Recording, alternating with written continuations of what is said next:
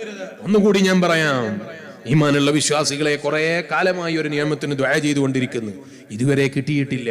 മരണം വരെ കിട്ടുമെന്ന പ്രതീക്ഷയിൽ തന്നെ ദുആ ചെയ്യണം. ആ റബ്ബ് കൈയൊഴിക്കില്ല. ഉറച്ച വിശ്വാസം വേണം. അള്ളാഹു എന്നെ കൈയൊഴിക്കില്ലെന്ന ഉറച്ച വിശ്വാസം. മെനഞ്ഞാന്ന് കണ്ണൂർ ജില്ലയിൽ ഒരു സ്ഥലത്ത് വഅദിന് പോകാൻ വേണ്ടി പോകുന്ന വഴിയിൽ സുന്നത്തി ജമാഅത്തിന്റെ ഒരു സ്ഥാപനത്തിൽ ഞാൻ കയറി. അവിടെ കയറിയപ്പോൾ അവിടുന്ന് ഒരു ഉസ്താദ് എന്നോട് പറഞ്ഞു, അയാൾ ഒരു ദിവസം ഒരു അങ്ങാടിയിൽ രാത്രി സമയത്ത് വഅദും കഴിഞ്ഞ് വരുന്ന സമയത്ത് അങ്ങാടിയിൽ നോക്കുമ്പോൾ ഒരാള് അയാൾക്ക് നേരെ നടക്കാൻ കഴിയുന്നില്ല. രാത്രി പുലർച്ചെ സമയത്ത് നേരെ നടക്കാൻ കഴിയുന്നില്ല. എന്താ കാരണം?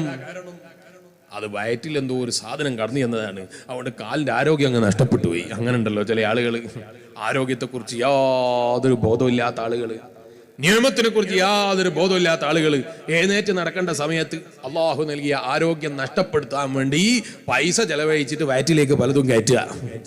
അങ്ങനെയുള്ള ആളുകളൊന്നും ഈ ഭാഗത്തില്ലാത്തത് കൊണ്ട് ഞാനിപ്പോ അതിലേക്ക് കടക്കുന്നില്ല. കള്ള് കുടിച്ചതിന്റെ കാരണത്താൽ ഈ മനുഷ്യന് നേരെ നടക്കാൻ കഴിയുന്നില്ല.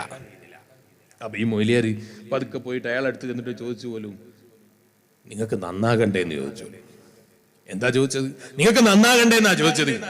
അപ്പൊ ഇയാൾ ഒറ്റ കരച്ചിലാണ്, അസ്തഗ്ഫിറുല്ലാഹൽ അലീം, നന്നാകണം എന്നെനിക്ക് ആഗ്രഹമുണ്ട്, പക്ഷേ ഇനി ഞാൻ എങ്ങനെ നന്നാകാനാ? നന്നാകാൻ വലിയ ആഗ്രഹമുണ്ട്, പക്ഷേ ഇനി ഞാൻ എങ്ങനെ നന്നാകാനാണ്? മഹാനായ ഖലീൽ തങ്ങൾ, അല്ലാഹ് അവിടത്തേക്ക് നീ ദീർഘായുസ് നൽകണം റഹ്മാനെ.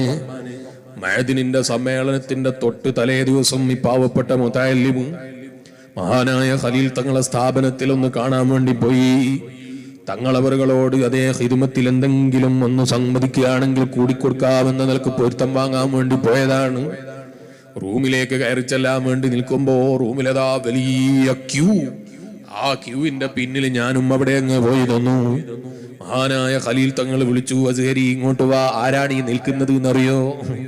ഞാൻ പറഞ്ഞു, എനിക്കറിയില്ല, ആരാണ് എന്ന് എനിക്കറിയില്ല.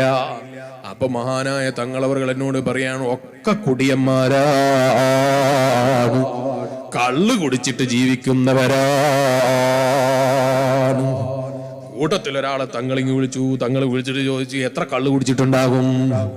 അപ്പൊ ഇയാളെ മറുപടി, ഒരു 3-4 കിണറ് ഞാൻ കുടിച്ച കള്ള് നിറച്ചാലും കിണറ് മതിയാവൂല, അത്രയും കള്ള് ഞാൻ എന്റെ ജീവിതത്തിൽ കുടിച്ചിട്ടുണ്ട്. പക്ഷേ ഇനി ഞാൻ നന്നാകില്ലെന്ന നിലക്ക് ഞാൻ ഉറച്ചങ്ങ് ജീവിതം അതേ തൊലച്ചങ്ങ് ജീവിച്ചതായിരുന്നു.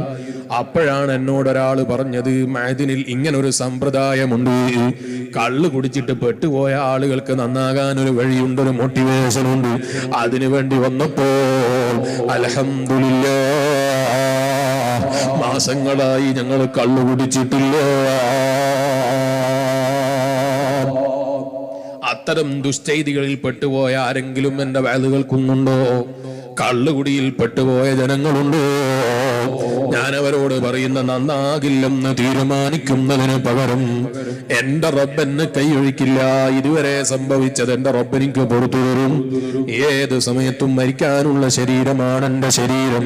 ഞാൻ മരിക്കുന്നതെങ്ങാനും കള്ളു കുടിച്ചിട്ടാണെങ്കിൽ എന്റെ ഖബറിൽ കിടക്കുന്ന രംഗത്തിന്റെ കാര്യം വലിയ ബേജാറ് തന്നെ.